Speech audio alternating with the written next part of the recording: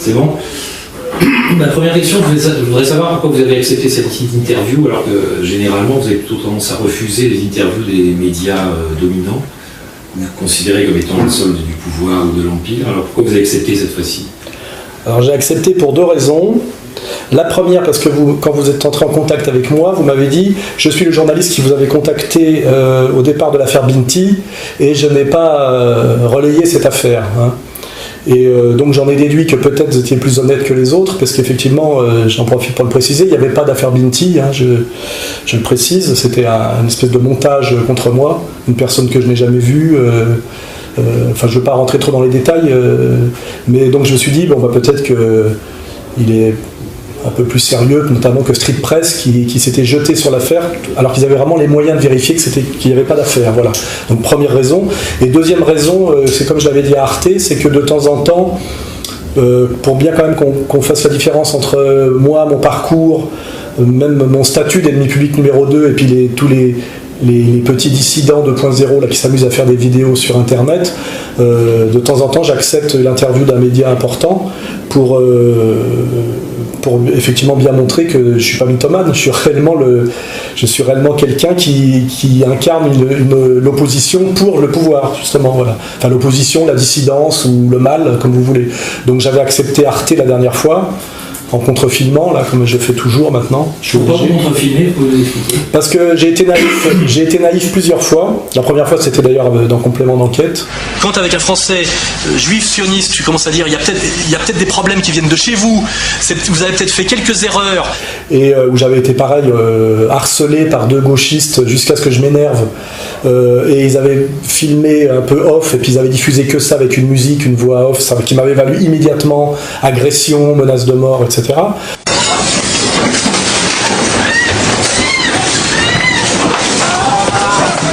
Donc aujourd'hui, je pars du principe qu'il n'y a plus vraiment de...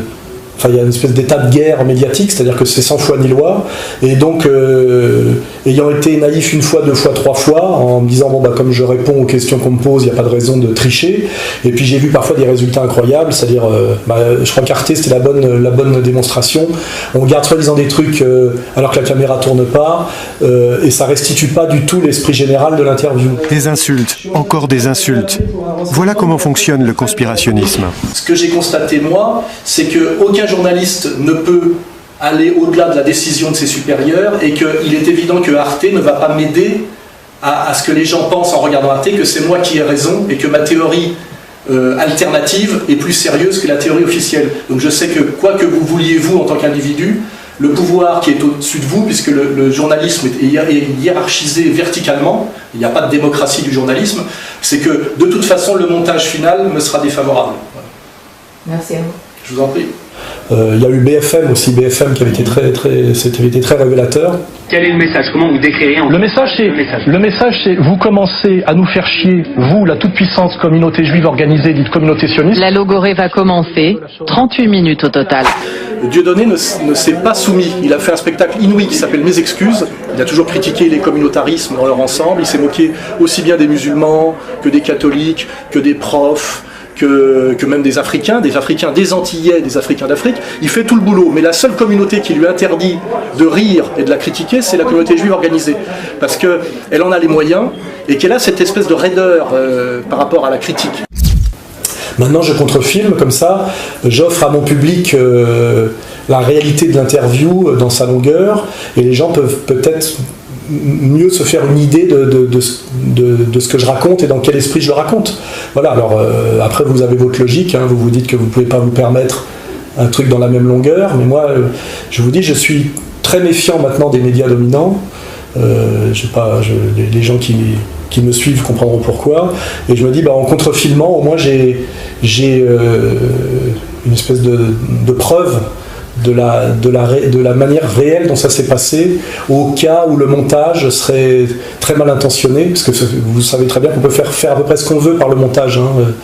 Quand on a été dans l'audiovisuel sérieusement, on le sait, et peut-être en plus souvent il est possible que ce ne soit pas vous qui montiez, par exemple. Il y a aussi une division du travail. Ouais, enfin, moi, ça m'est jamais arrivé. Mais enfin... Ouais, mais il y a aussi une division du travail. Moi, j'ai des gens qui m'ont dit, vous savez, moi j'ai filmé, mais j'ai pas monté, j'ai pas suivi jusqu'au bout. Enfin, franchement, dans le boulot, il y a des gens qui trouvent des excuses comme ça. Hein. Il y a ce qu'on appelle, vous savez, c'est comme le procès Eichmann.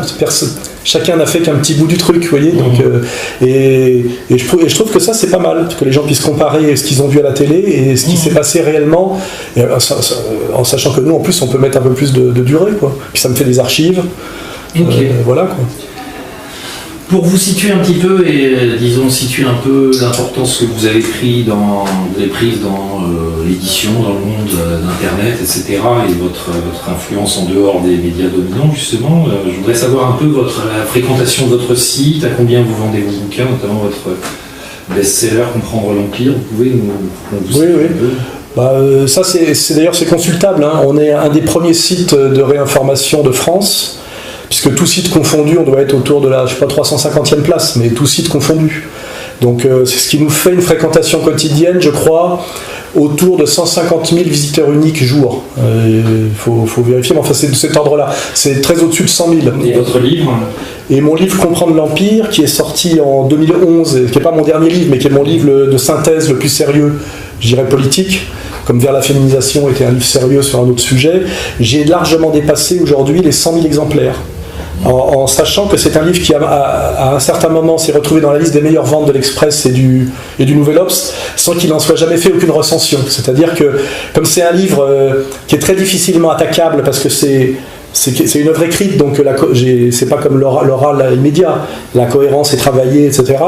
Le système, si tant est qu'il existe, n'a jamais jugé bon de l'attaquer, parce qu'il est difficilement attaquable, mais ils ont fait la stratégie, je sais pas comment on dit, de l'édredon, c'est-à-dire on l'ignore. Mais c'est quand même un livre qui est traduit en russe, en coréen du Sud, je précise, pas coréen du Nord, ça m'aurait plu aussi, est en train d'être traduit en portugais, en anglais, en italien.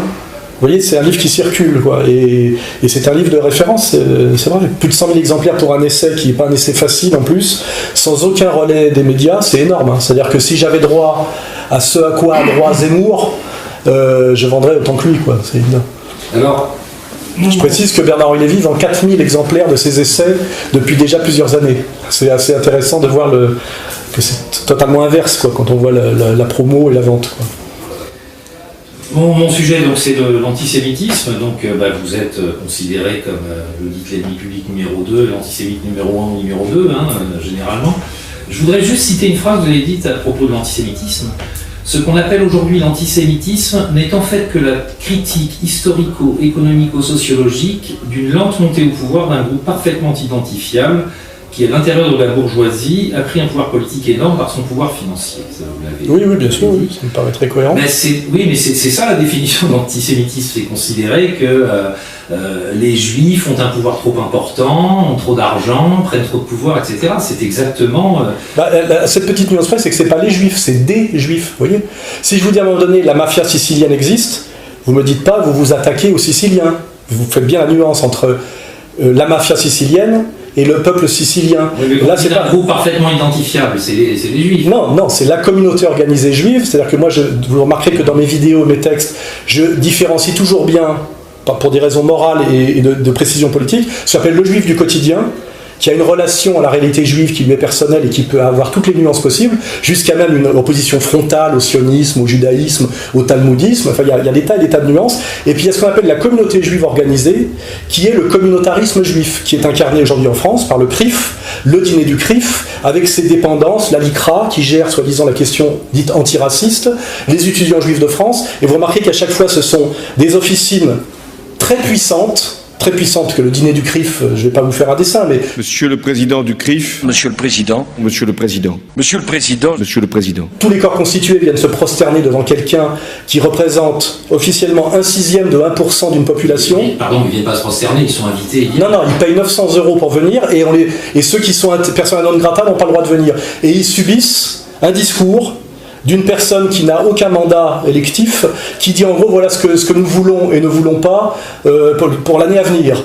Internet ne doit plus être une friche pour la haine en toute impunité. Les géants américains de l'Internet doivent se soucier de leurs responsabilités dans la civilisation qu'ils sont en train de façonner. Et s'ils persistent à ne pas le faire, il y a urgence à les contraindre de rejeter tout propos raciste ou antisémite de leur réseau.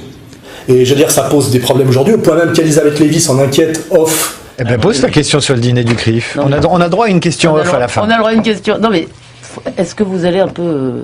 Parce que si vous voulez, les gens ont été vachement choqués à l'ère Kuckerman de voir tous les ministres de la République défiler au dîner du CRIF pour se faire engueuler platement. Moi, je me rappelle de Kuckerman disant, alors, tel jour, vous allez faire ça, vous allez convoquer l'ambassadeur d'Iran et lui dire si... Non, si.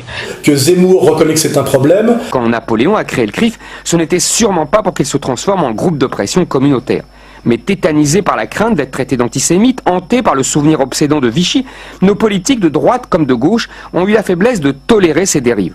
Et aujourd'hui, prétendre qu'il serait antisémite, de s'étonner dans une république, une démocratie, c'est-à-dire le pouvoir du peuple et du plus grand nombre, de s'étonner de cet incroyable pouvoir du CRIF, de cette minorité organisée, ça ne fait pas de moi un antisémite, ou alors c'est qu'il faut changer la définition de l'antisémitisme.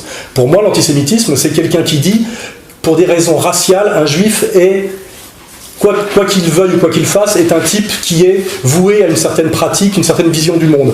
Pour moi, ça serait l'antisémitisme. Pardon, mais vous n'êtes pas très loin de dire ça quand vous dites, par exemple, dans une vidéo, le petit El Kabash, et là c'est mon analyse racialo-communautaire. Oui, mais ça c'est l'examination. L'impression est forte. Il a une sorte de charisme froid, une énergie sans exubérance, la fermeté, parfois la raideur brutale d'un timide, avec la maîtrise et en même temps l'autorité ou l'excès d'autorité. Et ça c'est la juste hiérarchie traditionnelle, vous voyez, quand Poutine ouvre sa gueule, un El Kabash la ferme, et c'est comme ça que se conçoit un monde qui fonctionne bien. Là franchement, vous y allez fort, hein. Mais là c'est de l'humour. Là c'est comme quand... Parce que oui, ça je n'ai pas saisi l'humour. Non mais vous avez peut-être pas intérêt à le saisir. Par exemple quand je dis je suis national-socialiste. C'est de l'humour ça ? C'est de l'humour. Et en plus il y a toute la citation derrière. Vous auriez pu l'amener en disant pour répondre sur l'extrême droite, je vais d'emblée mettre les pieds dans le plat et ne pas trop tourner autour du pot. L'extrême droite, au moins depuis 1945 et plus encore depuis mai 68, est une invention du gauchisme sous sponsoring atlantiste, soit de la droite d'affaires, ce que j'appelle la banque, pour cacher que le national-socialisme était socialement de gauche. Ça aussi, c'est une des clés de compréhension de tout ce qui se joue depuis la fin de la Seconde Guerre mondiale. En tant que national-socialiste français, ça m'agace d'être rangé à l'extrême droite, qualificatif qui désigne pour moi les néoconservateurs, les impérialistes américano-sionistes et le pouvoir bancaire international.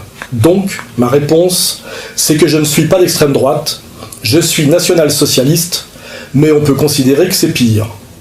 J'ajouterai, pour qu'on ne me prenne pas juste pour un provocateur, un national-socialiste français, sans besoin de recours à une théorie raciale pour des raisons d'espace vital, ce qui correspondait à la situation allemande, l'idéologie découlant souvent de la géographie. Je suis national-socialiste à la manière d'Hugo Chavez, soit, compte tenu du contexte actuel de domination par le mondialisme militaro-bancaire, un authentique homme de gauche, comprenne qui voudra. Et derrière, en fait, vous avez vu, il a reconnu lui-même qu'il était nazi. D'abord, j'ai dit, je suis national-socialiste français, et donc... Mais vous dites le régime national-socialiste, c'était socialement de gauche. Là, vous faites pas de l'humour, là, ça. Oui, c'est vrai, selon les écoles. Là, on parle du régime national-socialiste allemand. Oui, bien sûr. Le régime nazi, ça, c'est socialement de gauche. Oui, bien sûr, c'est une question de culture historique pour le vérifier, que quand Adolf Hitler prend le pouvoir en 1933, il y a un taux de chômage qui est tel, des problèmes sociaux qui sont tels, et que 4 ans après, il y a le plein emploi, les assurances sociales, les vacances pour les travailleurs, etc. Mais ça, c'est... Il y a quelques personnes qui sont parties ou qui ont été massacrées. Et c'est quoi qui définit la gauche ? La gauche, en général, c'est du côté du travail. Moi, je suis de formation marxiste. La gauche, c'est ce qui favorise le travail, et la droite, c'est ce qui favorise le capital. De ce point de vue-là, l'expérience nationale-socialiste allemande était socialement de gauche. Elle était racialement de droite, par contre. Et d'ailleurs, je vous ferai remarquer que systématiquement, on montre toujours du doigt l'épopée nationale-socialiste pour son côté racial, parce qu'effectivement, le côté social est gênant. Parce que c'est plutôt, de ce point de vue-là, quelque chose qui, s'il n'y avait pas eu la guerre effrénée, était une réussite. Et moi, je suis quelqu'un qui a une formation intellectuelle, historique, et je cherche la vérité. Je ne suis pas là pour abonder dans l'idéologie dominante. Donc je dis, ce qui est gênant dans le national-socialisme allemand, c'est que c'était racialement de droite, mais socialement de gauche. Et d'ailleurs, c'est vrai que c'est très gênant parce que c'est un oxymore, et quelque part, c'est un objet intellectuel très très difficile à manipuler. C'est pour ça qu'on ne parle jamais que du national-socialisme racial. C'est quand même ce qui a fait l'événement et qui est un fait historique beaucoup plus marquant. C'est quand même, à moins que vous n'y croyez pas, mais enfin le génocide des Juifs, des Tziganes et d'autres. Moi, j'ai réédité par exemple le bouquin d'un économiste socialiste français qui s'appelle, j'ai oublié le titre, mais qui dit d'un point de vue économique, le concept d'étalon travail pour échapper à l'emprunt, pour redynamiser une économie, était une expérience très intéressante, et je crois qu'un économiste récent, Mainstream, a dit effectivement cette expérience économico-sociale était très intéressante, et peut-être même qu'elle aurait des vertus aujourd'hui par rapport aux contradictions dans lesquelles nous sommes. On n'est pas séparés dans le régime nazi, ce qui a été quand même la particularité incroyable du régime nazi, c'est-à-dire d'être génocidaire, de séparer sa politique sociale de cette particularité quand même tout à fait majeure. Si on est sérieux, on dit voilà, si on veut étudier cette période de l'histoire sérieusement et pas de manière fanatisée ou mythologisante, on se dit, ce qui est étonnant, c'est qu'il y avait une politique raciale de droite, puisque effectivement Hitler croyait au primat du sang sur l'or, on va dire. De droite, elle était génocidaire. C'est pas la question, c'est que économiquement, c'était autre chose. Et c'est pour ça dire que accoupler le nationalisme et le socialisme, on a bien compris que le socialisme, ça vient de gauche, et nationalisme, ça vient plutôt, on va dire, de droite, au XXe siècle. Donc ce qui était étrange dans ces expériences, que ce soit le fascisme italien ou le national-socialisme allemand, c'est que c'est le couplage d'idéologies qui viennent d'horizons contraires et différents. Et qu'on n'a pas le droit, vous êtes en train de me le répéter une fois de plus, on n'a pas le droit effectivement de les mettre en contact. Et que d'ailleurs, quiconque ose faire une analyse complète du national-socialisme, c'est-à-dire sur le plan autant racial que économique, serait déjà dans la faute. Moi, ce qui m'intéresse, c'est la vérité et c'est l'étude. Aujourd'hui, en 2015, sachant que la guerre était finie en 1945 et qu'aujourd'hui l'Allemagne n'est plus une puissance, que plus personne n'est nazi à part 2-3 alcooliques de bistrot, on devrait pouvoir étudier calmement ce sujet, et que je ne vois pas pourquoi on serait diabolisé quand on fait remarquer que cette expérience économique était novatrice, transcourant et surtout efficace. Alors je me dis que peut-être qu'il y a des gens qui, en mettant systématiquement la question raciale en avant, veulent cacher le côté intéressant économique, qui lui d'ailleurs est transposable dans tous les pays, sous toutes les latitudes, et qui n'a pas de dimension raciale. C'est-à-dire d'accoupler le socialisme et le protectionnisme national, qui est d'ailleurs ce que réclame aujourd'hui Emmanuel Todd. Il n'y a qu'à revenir à un protectionnisme d'échelle continentale pour protéger globalement les collectivités d'Europe, les salaires. Pourquoi est-ce que le protectionnisme est impensable ?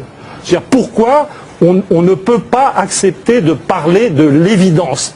Effectivement, c'est vertueux. Par contre, ça emmerde, le pouvoir bancaire international. Alors là, peut-être qu'on retombe sur une question qui a à voir avec votre antisémitisme. Voilà, peut-être qu'il y a des gens, effectivement, une minorité assez puissante, que je ne confonds pas, ce qu'on va appeler le pouvoir bancaire international, c'est-à-dire Wall Street, qui est très marqué, on va dire, d'un point de vue ethnico-religieux. C'est-à-dire qui est dominé par les Juifs. Bien sûr, eux-mêmes le revendiquent. Et puis de toute façon, c'est objectif. Ben Bernanke n'est pas ni catholique ni breton, et on voit très bien que... C'est marrant de compter quand même dans le pouvoir bancaire et de recenser ceux qui sont juifs, ceux qui le sont pas. Non, c'est pas marrant, ça s'appelle faire de la... très curieux, moi. Non, ça s'appelle faire de la sociologie. Quand à un moment donné, vous dites que dans un secteur d'activité, il y a une communauté qui est très représentée, en plus par des gens qui sont eux-mêmes très communautaires et se revendiquent communautaires, vous pensez que ça a forcément une incidence sur la réalité, surtout quand vous vous rendez compte qu'il y a une vision du monde. Voilà. Quand Attali se vante de ce dont je vous parle, ça vous gêne pas. Les Juifs, le monde et l'argent, histoire économique du peuple juif, c'est publié chez Fayard. Et là-dedans, Jacques Attali aborde sans détour un sujet tabou. Il développe la thèse novatrice que le peuple inventeur du monothéisme, c'est-à-dire le peuple juif, est aussi le fondateur du capitalisme, et il ajoute, il n'y a pas de mal à ça. On peut, pour résumer de façon simpliste, dire qu'au fond, le protestantisme, c'est le second étage de la fusée du capitalisme ou de l'économie de marché, mais il ne faut pas oublier qu'il n'y a pas de second étage d'une fusée s'il n'y a pas eu le premier. Et le premier, c'est évidemment le monothéisme juif. Quand c'est lui qui le revendique en tant que juif, ça vous gêne pas. Quand c'est moi qui le dis en tant que goy, ça vous gêne. C'est-à-dire qu'il faut être juif pour avoir le droit de dire qu'il y a un pouvoir bancaire juif. Il y a rien qui me gêne, je vous pose des questions. Mais je constate que ce que vous appelez votre travail sociologique, ça consiste À faire le travail que les autres ne font pas. À compter le nombre de juifs dans la finance internationale. Pourquoi dans pas. les médias, j'imagine que vous faites pareil. Bien sûr, mais tout le monde le fait, tout le monde s'en rend compte, évidemment. Mais surtout, il y a une petite question, si vous voulez, à laquelle il faut absolument me répondre. S'il n'y a pas assez d'eux, eh bien, monsieur, il faut nous dire de quoi il y a trop. Il n'y a pas assez de, mettons, noirs, arabes, asiatiques à la télévision. Il faut me dire, il y a trop de quoi. Et ça s'appelle une communauté surreprésentée. Et puis quand cette communauté surreprésentée est en plus communautaire, c'est-à-dire qu'elle le revendique, et quand un type comme par exemple le jeune Cohen reproche à Tadei, qui osait encore inviter des dissidents comme moi, d'inviter des gens qui ont un cerveau malade. On a une responsabilité, par exemple, de ne pas propager les thèses complotistes, de ne pas donner la parole à des cerveaux malades. C'est-à-dire qu'on n'est pas dans le débat d'idées, mais on serait simplement, on psychiatriserait les gens qui ne se soumettent pas à un lobby puissant, parce que c'est ça la réalité. Il y a des lobbies aux États-Unis, qui est notre modèle, parce que maintenant on a le parti républicain, puis bientôt on aura le parti démocrate, on admet aux États-Unis qu'il y a des lobbies. Aujourd'hui, par exemple en France, il y a un lobby LGBT qui se revendique tel. Et moi je pense qu'il y a un lobby juif. Mais je ne confonds pas le lobby juif et les juifs en général, puisque j'ai beaucoup de juifs qui sont avec moi. C'est ça que je veux dire. Jacob Cohen était à mes côtés, Gilad Atzmon est à mes côtés. C'est des juifs un peu très très spéciaux dans leur genre quand même. Pourquoi ils seraient spéciaux? Parce qu'ils ne sont pas strictement sionistes et communautaires? Parce qu'ils flirtent quand même un peu avec l'antisémitisme. Ah bon, il y a des juifs antisémites aussi alors? Oui. D'accord, dès qu'un juif n'est pas sioniste, talmudiste et dans la norme, il deviendrait antisémite. Il y a des juifs qui ne sont pas sionistes. Daniel Cohn-Bendit, que vous n'aimez pas, est un juif qui n'est pas sioniste, par exemple.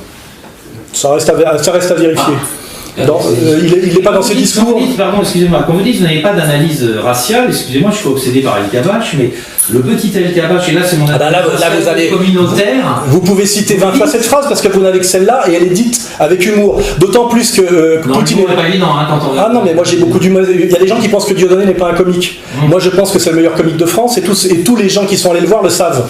Donc le problème, c'est que vous allez prétendre qu'un type comme moi n'est pas un intellectuel alors que je suis un des derniers intellectuels qui ose encore penser en France, malgré la toute-puissance du lobby juif sioniste incarné par le CRIF, qui effectivement demande que je sois châtié en permanence. Ça, c'est la réalité. La réalité, elle est celle-là, je vous le dis face à la caméra. Je suis un Français qui, ayant fait ses humanités, continue à essayer de réfléchir dans une tradition très française qui part de la Boétie pour aller jusqu'à, en passant par Sartre, vous voyez, c'est-à-dire ces intellectuels de gauche, parce que c'est de là d'où je viens, objectivement, et je suis empêché de penser par des gens dont tout le combat, effectivement, est de rendre inattaquable un lobby surpuissant, qui est le lobby juif français incarné par le CRIF, et rendre inattaquable un pays qui s'appelle Israël, qui aujourd'hui a une politique à tout point de vue qui ressemble à cette politique que vous abhorrez, qui était la politique raciale de l'État national-socialiste allemand entre 1933 et 1945.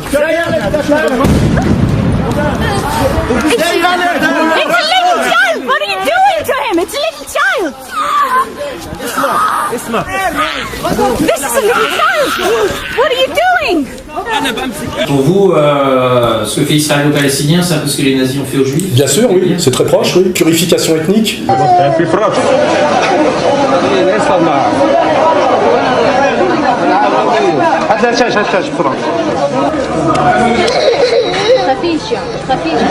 de projet d'extermination. Qu'est-ce que vous en savez? Qu'est-ce que vous en savez?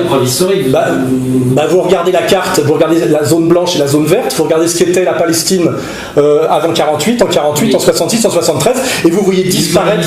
Il n'y a pas volonté de massacrer un peuple. Les Palestiniens seront écrasés comme des sauterelles, leur tête éclatée contre les rochers et les murs. Les Palestiniens sont une sorte de cancer. Il y a plusieurs manières de traiter le cancer. Certains pensent qu'il faut amputer des membres, mais moi, pour le moment, je me contente de leur faire une chimiothérapie. Les Palestiniens sont tous des combattants ennemis, et leur sang devrait leur retomber sur la tête. Cela inclut également les mères de martyrs, qui les envoient en enfer avec des fleurs et des baisers. Elles devraient suivre leurs fils, rien ne serait plus juste.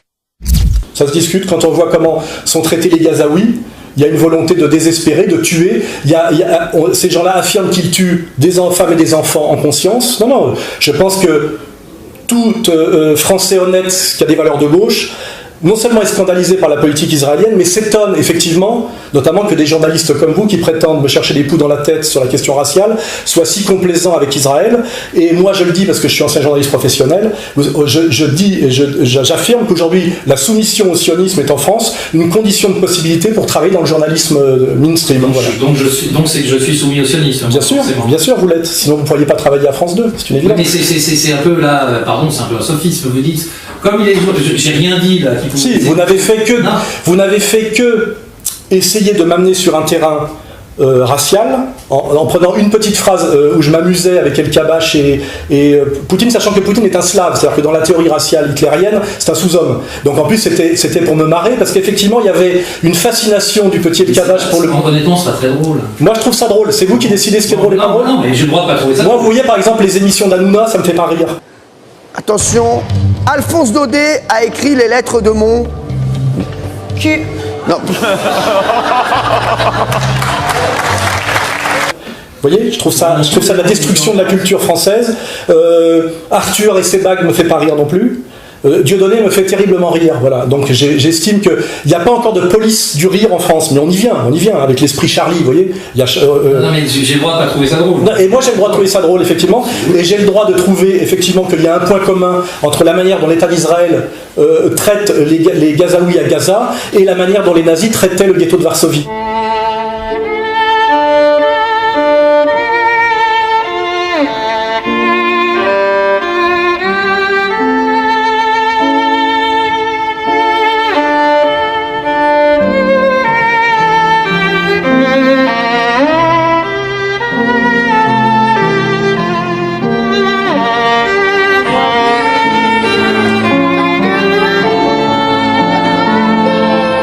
Je trouve qu'effectivement il y a un point commun.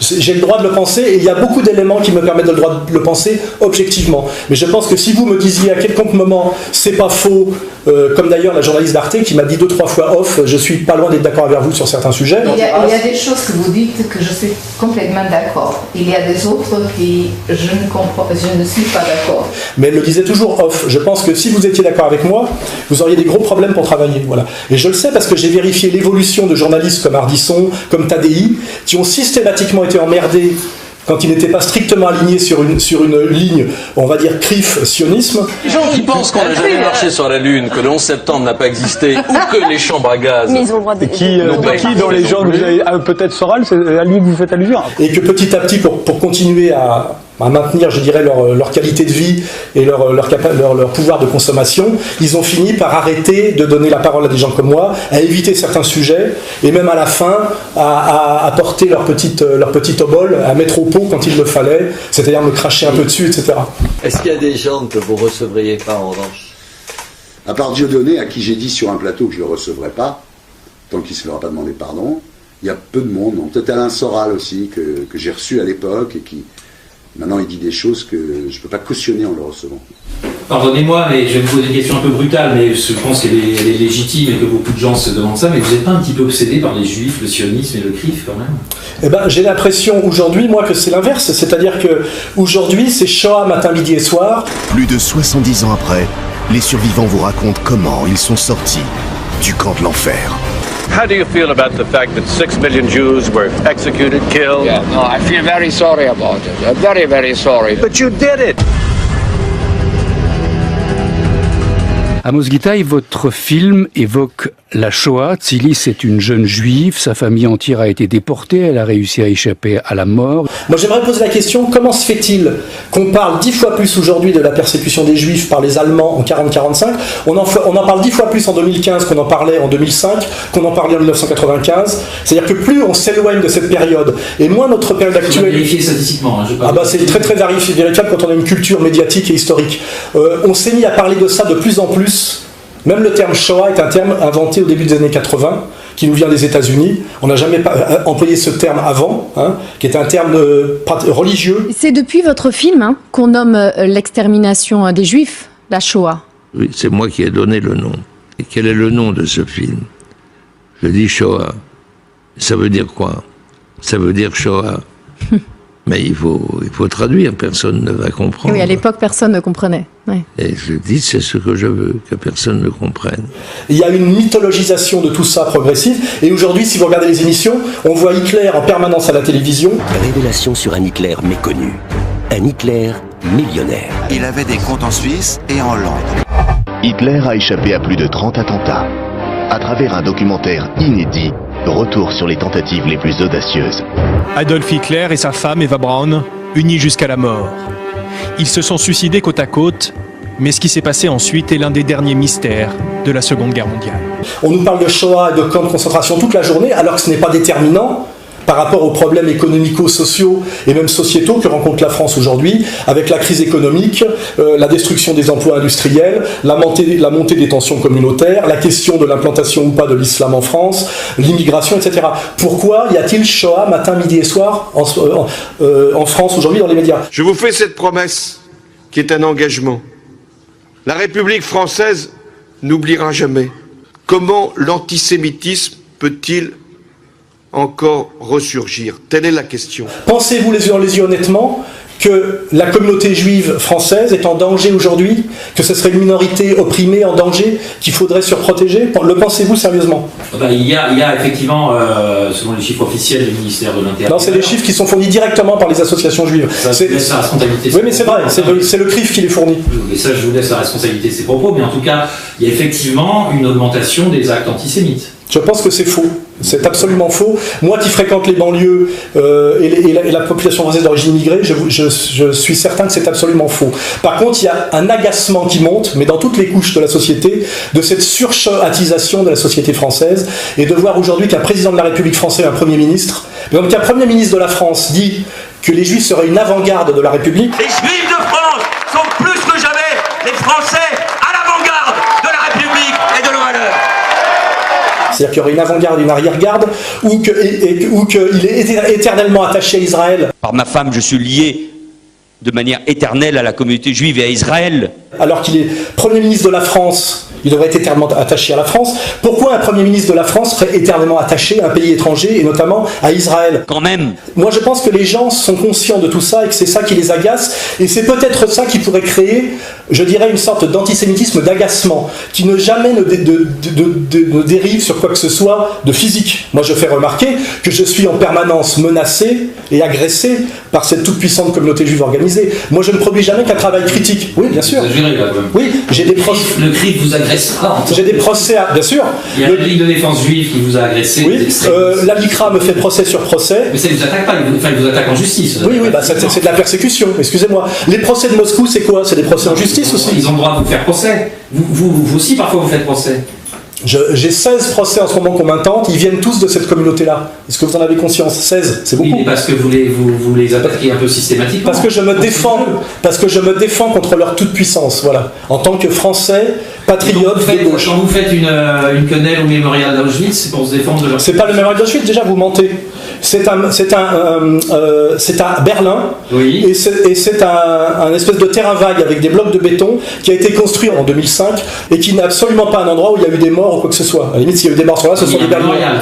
Oui, c'est un mémorial, mais c'est-à-dire que c'est un lieu symbolique qui est le symbole de quoi? De la manipulation et de l'utilisation de la souffrance des Juifs des années 40 pour rendre incriticable un pouvoir juif contemporain qui n'a plus rien à voir avec lui, et rendre incriticable ce pouvoir juif et Israël. Voilà. Et c'est pour ça que j'ai fait cette quenelle, que je referai volontiers, pour dire je ne me soumets pas à cette manipulation, déjà parce que je trouve scandaleux qu'on se serve de mort pour autre chose. Et je ferai remarquer que M. Finkelstein dit la même chose dans un livre qui s'appelle L'industrie de l'Holocauste. Every single member of my family on both sides was exterminated. Both of my parents were in the Warsaw Ghetto Uprising. And it's precisely and exactly because of the lessons my parents taught me and my two siblings that I will not be silent when Israel commits its crimes against the Palestinians. And I consider nothing more despicable than to use their suffering and their martyrdom to try to justify the torture, the brutalization, the demolition of homes that Israel daily commits against the Palestinians. So I refuse any longer to be intimidated or browbeaten by the tears. Beaucoup de juifs de gauche et d'israéliens de gauche disent la même chose que moi. Moi, ce qu'on me reproche, c'est de le dire en tant que français, patriote, goy. Et ce qui devrait vous scandaliser en tant que journaliste, c'est que ce geste qui n'a aucune connotation, il n'y a pas de loi, m'a valu en première instance une condamnation à 30 000 €. C'est-à-dire qu'aujourd'hui en France, pas en Corée du Nord, pour un geste que j'ai fait le 1er septembre 2012 devant des blocs de béton, sur un smartphone mis sur mon Facebook, je me retrouve condamné par l'institution judiciaire française à 30 000 € d'amende. Ça devrait vous choquer, parce que ça ressemble à un pouvoir dictatorial, vous voyez. Et je pense que c'est très grave, parce qu'il y a des gens qui ont pu ne pas aimer ça. Et moi, je ne demande pas qu'on aime tout ce que je fais. Moi, il y a des choses qui m'agacent terriblement. Mais pardon, mais il y a quand même un mémorial de la déportation, je ne sais pas comment il s'appelle. Vous faites ça là, c'est pas innocent. Non, c'est pas innocent, mais ça ne tombe pas sous le coup de la loi. Non, vous pouvez comprendre la différence. C'est un peu une injure à la mémoire des gens. Non, c'est un pied de nez aux manipulateurs des gens qui sont morts, c'est-à-dire au sionisme international, qui aujourd'hui se sert de la Shoah comme bouclier pour justifier toutes les exactions, tout ce qu'ils commettent contre les Palestiniens. C'est à la fois pour rendre Israël incritiquable et pour rendre M. Kuckerman et le CRIF incritiquable. Aujourd'hui, la manipulation permanente de la souffrance de la Shoah est faite objectivement et systématiquement pour rendre incritiquable l'État d'Israël et la toute-puissance du CRIF en France. Vous voulez que je vous l'écrive, que je vous le répète 20 fois? C'est ça la réalité. Et c'est ce que tous les Français comprennent en réalité, pratiquement. Simplement, ils ont peur. En réalité, nous vivons aujourd'hui dans un régime de terreur exercé par le CRIF et ses dominions. Et ça, là, vous allez... Bien sûr. Dès qu'un type se fait choper en ayant eu une phrase un peu déplacée sur cette question, il se dépêche de demander pardon. C'était avant-hier au Caire. Au milieu d'un discours, le PDG d'Orange glisse une petite phrase qui met le feu aux poudres. Notre intention est de retirer la marque Orange d'Israël, de mettre un terme à notre partenariat. Il se dépêche de demander pardon, où il est, flagellé, humilié en public, lapidé médiatiquement, et il commence à avoir des problèmes pour travailler. Ce spectacle absurde ne sera pas pardonné, dit-il. J'appelle le gouvernement français à publiquement rejeter les déclarations et les agissements malheureux d'une compagnie dont il est en partie propriétaire. Merci, Monsieur le Premier ministre, pour cette invitation. C'est un honneur de vous rencontrer ce matin. Chaque fois qu'on a voulu mettre un type sur la touche, on a fait comme ça. Je vous rappelle que ça a commencé par le général de Gaulle, qui en novembre 1967 a parlé du peuple sûr de lui et dominateur, parce qu'il était contre la politique israélienne en disant que ça allait créer une situation de conflit permanent au Moyen-Orient. Un peuple d'élite, sûr de lui-même et dominateur. Il avait parfaitement raison. Or, je veux dire, je vous fais remarquer que novembre 67, et après il y a mai 68, et l'année d'après il a dégagé. Je vous citerai aussi. là pour le faire dégager, alors mai 68, oui, je pense, oui, bien sûr, oui. C'est les sionistes qui ont fait mai 68. Je pense qu'il y a effectivement une volonté de déstabilisation du général de Gaulle, mais je vais vous citer un exemple. Pardon. Juste mai 68 pour vous, pour que vous êtes sûr, j'ai bien compris, c'est une manipulation des sionistes. En partie, bien sûr, pour déstabiliser de Gaulle. Exact. C'est la première révolution colorée ou révolution orange qui a eu lieu, et vous pouvez le comprendre juste quand vous regardez ce qui se passe en Ukraine, quand vous avez vu ce qui s'est passé dans les anciens pays satellites de l'ex-URSS. Oui, ça s'appelle de la manipulation politique à haute échelle, bien sûr. Mais je vais vous prendre un exemple. Est-ce qu'il y a des faits qui vous permettent de dire ça? J'ai écrit là-dessus. Oui. Mai 68 est manipulé. Oui, bien sûr. La manière dont la droite gaulliste, sioniste, avec Missov, Poher, etc., ont lâché de Gaulle après sa déclaration de déclaration de guerre en fait à Israël et à Israël qui effectivement emmerdait de Gaulle. Et effectivement, après, il y a eu toute son aile sioniste qui l'a lâché. Et c'est la raison de son échec au référendum, bien sûr. Oui. Mais j'étais sur mai 68. Mais non, mais je vais vous prendre un exemple encore plus simple, parce que visiblement, vous n'avez pas travaillé le sujet et on ne va pas pouvoir garder tout ça. Quand M. El Kabbach passe le président de la République, François Mitterrand, à la question. On voit bien que d'ici au mois de juillet, on va encore vous redemander que la France présente des excuses pour ce qui s'est passé à Vichy. Votre position est toujours la même. Ils attendront longtemps, ils n'en auront pas. La France n'a pas d'excuses à donner, ni la République. À aucun moment je ne l'accepterai. À qui vous pensez que François Mitterrand, président en exercice en fin de deuxième mandat, s'adresse-t-il quand il parle à El Kabbach? De qui El Kabbach est-il le mandataire quand il pose cette question à Mitterrand? Et à qui Mitterrand répond-il sur cette caméra devant tous les Français? Au tout-puissant lobby juif incarné aujourd'hui par le CRIF, et il dit bien c'est la politique de la haine, et dans 100 ans encore. Vous recommanderiez à vos successeurs, s'ils sont de droite, d'adopter la même attitude. Ils feront ce qu'ils veulent, mais bien sûr. Pas de recommandation à faire. Non, mais parce que la pression va se faire également sur eux. Dans 100 ans, peut-être aussi encore. Ouais. Qu'est-ce que ça veut dire? C'est l'entretien de la haine. Voilà, vous voyez. Donc j'ai l'exemple de Gaulle, j'ai l'exemple de Mitterrand, j'ai l'exemple de Raymond Barre, qu'on reprendra aussi. Le lobby juif, pas seulement en ce qui me concerne, est capable de monter des opérations qui sont indignes. Et je tiens à le dire publiquement.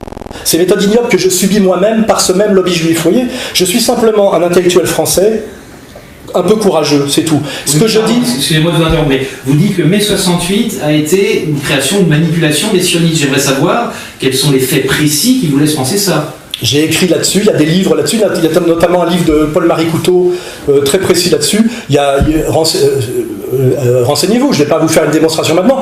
Je pense que quiconque... Parce que vous n'avez pas de faits précis. Si, bien sûr, j'ai des tas de faits précis, mais je peux vous dire la même chose. Quiconque a tenu tête au pouvoir sioniste international se fait en général à rencontre des problèmes. C'est le cas d'Assad aujourd'hui, ça a été le cas de Chavez, ça a été le cas de Kadhafi, c'est le cas de Viktor Orban en ce moment en Hongrie, ça peut même être le cas du président suédois Olof Palme. À la recherche d'une troisième voie, Olof Palme soutient des mouvements de libération dans le monde entier. La Suède est alors un des seuls pays à financer l'ANC de Nelson Mandela, vu par beaucoup comme une organisation terroriste communiste. Une épine dans le pied de l'administration Reagan? Oh oui. Il soutenait des mouvements radicaux qui n'étaient pas forcément communistes, mais dont les intérêts politiques coïncidaient avec ceux de l'Union soviétique dans certains domaines. Il était ingérable. Le comité secret se saisit du dossier. Et il y a des documentaires qui sont sortis d'ailleurs récemment sur les chaînes. Qui l'ont assassiné quand même pas. C'est l'Empire américain. C'est aujourd'hui Oui, c'est aujourd'hui la thèse officielle et c'est sur les médias mainstream. Et c'est dans des documentaires que j'ai vu récemment, même sur Arte ou sur la 2 le soir. Oui, bien sûr, Olof Palme a été assassiné. En 1986, Olof Palme prévoit une visite à Moscou. Au menu, la politique de sécurité commune et la question des sous-marins. Avec Gorbatchev, le nouvel homme fort de l'URSS, tout semble possible. 4 semaines avant ce déplacement annoncé comme historique, le dirigeant suédois est assassiné. Il s'agit sans aucun doute d'un assassinat politique. Bien sûr, oui, bien sûr, oui. Il y a un pouvoir sioniste international, effectivement. Il y a un pouvoir juif bancaire international qui lui est couplé, c'est-à-dire c'est l'alliance Wall Street sionisme international, qui est un énorme pouvoir un énorme lobby tout puissant qui s'appelle l'EPAC aux États-Unis. Il y a le bouquin de Mersheimer et Walt aux États-Unis qui est sorti, qui a été traduit en français aux éditions de la Découverte, qui n'est pas une maison d'édition d'extrême droite. Like other special interest groups, the lobby works in 2 main ways. First, groups like AIPAC exert influence inside the Beltway by helping get allies appointed to key positions in the government and by giving politicians clear incentives to adopt positions that they favor. For example, by steering campaign contributions towards pro-Israel candidates and away from candidates who aren't. Et qui dit bien qu'aujourd'hui, par le lobby sioniste, la puissance du lobbyiste sioniste aux États-Unis, c'est aujourd'hui Israël qui a le pouvoir sur les États-Unis et pas l'inverse, et qu'aujourd'hui les États-Unis suivent une politique, notamment au Moyen-Orient, contraire à leurs intérêts propres, parce qu'ils sont aujourd'hui entièrement soumis au pouvoir et à la puissance sioniste. It is manifestly clear to most Americans that the Iraq War is one of the greatest strategic blunders in American history. Our argument is that Israel, and especially the lobby, were 2 of the main driving forces behind the decision to invade Iraq. Indeed, there was significant opposition to attacking Iraq, even after 9/11, within the State Department, the intelligence community, and the uniformed military. I might add that there is hardly any evidence that the oil companies and the oil-producing states were pushing for war with Iraq. Quiconque réfléchit sur ces sujets fait un lien entre le pouvoir de ce tout petit pays qui s'appelle Israël et la diaspora sioniste mondiale et sa puissance économique qui s'appelle le tout-puissant, je dirais, le lobby juif bancaire qui a beaucoup à voir avec la City de Londres et le Wall Street. Tout ça, ça s'appelle de l'analyse historico-économico-sociologique que je fais, mais qu'ont fait avant moi des tas de gens et que des juifs ont fait de l'autre côté en le revendiquant. C'est-à-dire que ce que je vous dis moi, Attali le revendique, vous voyez ? qui dit... Oui, enfin, Attali, c'est pas non plus une parole sacro-sainte. Non, mais lui, vous n'allez pas le traiter de fou antisémite, parce que lui le déclare, mais quand même, il s'en réjouit. En réalité, mon problème est que je dis la même chose que les intellectuels juifs de haut niveau, que ce soit Alexandre Adler, Bernard-Henri Lévy, Ben Bernanke aux États-Unis, toute la clique des néoconservateurs, en commençant par Léo Strauss, etc., etc. Mais au lieu de m'en réjouir, je le désapprouve et je m'en plains au nom de ma mentalité chrétienne, au nom des droits de l'homme dans lesquels j'ai été élevé et au nom de mon patriotisme français. Voilà. Et tout ça s'appelle la critique du mondialisme. Vous voyez, voilà. Alors bon, visiblement vous ne maîtrisez pas tous ces sujets, mais c'est pour ça que j'ai écrit un livre qui s'appelle Comprendre l'Empire, qui explique bien tout ça, je dirais step by step et de manière sérieuse. C'est évidemment difficile dans une interview comme ça de le faire, sans compter que vous n'êtes pas là pour m'aider à déployer un discours cohérent. Vous essayez là, plutôt être là pour essayer de m'en empêcher. Mais tout, je vous laisse parler, vous remarquez que je vous interromps pas beaucoup. Vous avez raison, parce qu'après vous pourrez... Je vous le dis, moi j'assume parfaitement mes positions, voilà. Et c'est pour ça que je rencontre tous mes problèmes, bien évidemment. Mais après, il y a l'histoire, il y a moi je retiens quand même, parce que ça, excusez-moi, mais je vais parler un peu de manière un peu... informel, mais je dirais c'est la meilleure. Les 68 créations sionistes, là j'ai... Non, c'est pas tout à fait ce que j'ai dit. Manipulation. J'ai dit qu'il y avait une volonté de déstabiliser De Gaulle une fois qu'il a déclaré, je dirais, la guerre ouverte à l'évolution du sionisme. Et qu'effectivement, il s'est chopé la première révolution colorée qu'il y a eu dans l'histoire récente, qui est déstabiliser un pouvoir en manipulant les étudiants et la jeunesse. Ça s'appelle les révolutions colorées, ça s'appelait les révolutions orange, etc. Et vous verrez que Soros est très impliqué dans ces manipulations, c'est lui qui les finance. Là, c'est moi avec Bush père. L'ancien président de Géorgie, Edouard Shevardnadze, lui, n'est plus rien du tout. Chassé du pouvoir, il vit avec ses souvenirs et une certitude. Les jeunes politiciens qui ont pris le pouvoir ont été pour la plupart financés par George Soros, le célèbre milliardaire américain. Je ne sais pas pourquoi il a voulu renverser le gouvernement géorgien. Mais ça n'a pas été une révolution. C'était un coup d'État. Et Soros... mais je veux dire, Soros n'est jamais que le successeur d'autres manipulateurs avant lui, il y a eu Kissinger, etc. Et ces gens-là sont quand même très impliqués, comment dirais-je, sur le plan communautaire, dans leur vision du monde, etc. Ils ne sont pas juste juifs par hasard, vous voyez ce que je veux dire, voilà. Donc il y a bien, tout ça existe bien, c'est de la sociologie sérieuse, bien sûr. Il y a bien un pouvoir juif international, comme je vous dis, que je ne confonds pas avec la réalité des juifs du quotidien, de même que je ne confonds pas, je veux dire par exemple un nationaliste français qui aurait une vision très précise de la France avec le citoyen français qui, tout en étant patriote quand il regarde un match de football, a son quant à soi sur des tas de sujets, vous voyez, c'est-à-dire que tout le procès qui m'est fait est un procès d'amalgame.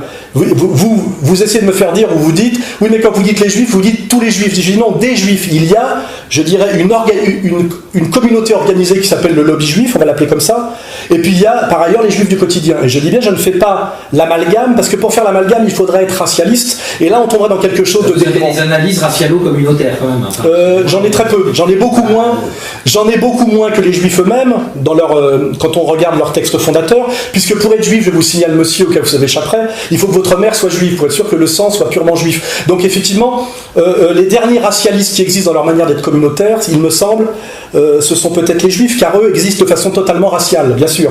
Un juif, c'est quelqu'un... Les juifs, vous n'avez pas dit les juifs. Oui, mais parce que justement, il y a des juifs qui ne se sentent pas juifs, bien qu'ils soient de sang juif. Parce qu'ils disent, effectivement, que le quant à soi, l'idiosyncrasie, la vision du monde n'est pas liée au sang. Mais les 3/4 des juifs qui m'agressent pensent que, par exemple, il y a des juifs qui me disent, mais moi je suis sioniste parce que je suis juif. Je dis, mais vous n'êtes pas obligé d'être juif et sioniste. C'est pas parce que vous êtes né dans une communauté que vous devez intégrer une idéologie. Or, qu'est-ce que c'est que le racialisme? C'est penser que l'idéologie se transmet par le sang. Et bien ça, c'est un gros problème juif contemporain. C'est qu'il y a beaucoup aujourd'hui de juifs qui pensent que parce qu'ils sont nés juifs, ce qui est d'ailleurs très ambigu, parce que souvent on voit des types en Palestine occupée qui sont des ashkénazes, c'est-à-dire des blonds aux yeux bleus, qui n'ont aucun rapport avec la population sémite, mais qui fantasment un texte écrit 5 siècles avant Jésus-Christ. You and your fucking Jesus could kiss my ass, okay? Go away. Screw you. Go away. Screw you, you Nazi. You fuck. Don't take camera. I break your camera. Don't take picture. This is my land, you This is not your land, it belongs to these families. land, you son of a bitch. I'm gonna kill you and the Palestinians. This is my land. God gave it to me.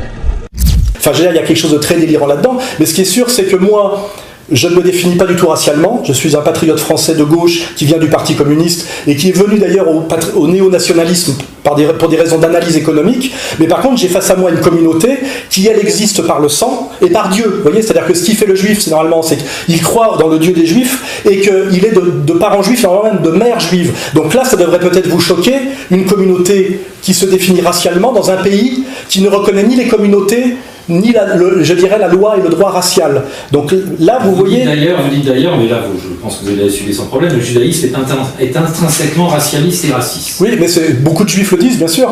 Est-ce que vous avez lu l'Ancien Testament? Vous voulez que je vous cite le Deutéronome? Tu dévoreras tous les peuples que Yahvé, ton Dieu, va te livrer. Ton œil serait sans pitié pour eux, et tu ne serviras point leur Dieu, car ce serait un piège pour toi. Quand j'aiguiserai l'éclair de mon glaive, et que ma main saisira le jugement, je tirerai vengeance de mes ennemis, et je rendrai à ceux qui me haïssent.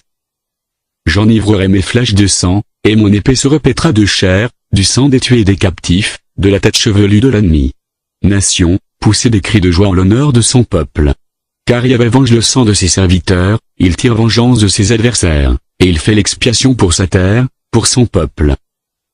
C'est un projet de purification ethnique qui ressemble beaucoup à ce qui se passe aujourd'hui dans l'Israël. En fait, Israël aujourd'hui accomplit, après s'être fait passer pour une expérience laïque et nationaliste de type néo-européenne, accomplit ni plus ni moins que le projet biblique.